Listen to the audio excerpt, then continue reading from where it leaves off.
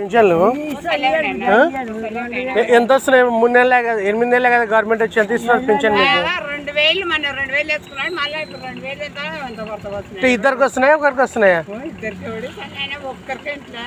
ఇద్దరికి ఇస్తామన్నారే కాంగ్రెస్ గవర్నమెంట్. అప్పుడు కాంగ్రెస్ గవర్నమెంట్ ఇద్దరికి ఇస్తుంది అని చెప్పారు కదా. ఎంత అన్నాడు పింఛన్? ఎంత అన్నాడు?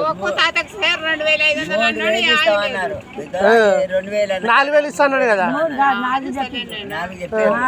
కుంటలకి ఎంత ఇస్తున్నాడు? 2000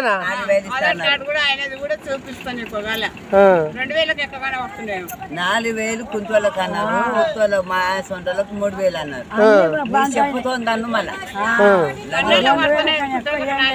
కేసీఆర్ ఉండగా నయం ఉండే, చీర బట్టలు ఇస్తుండే, రైతు బంధులు వేస్తుండే.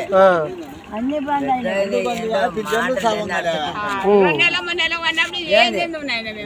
నెలలకు 2 పింఛన్లు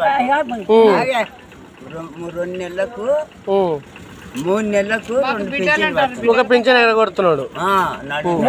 మధ్యలో 2 నెలలు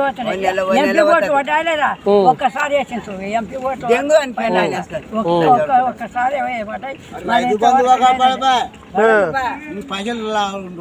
రైతు బీమా ఇప్పుడు రైతు ఇది రుణమాఫీ కదా. చెప్తేనే అర్థం చేస్తారు.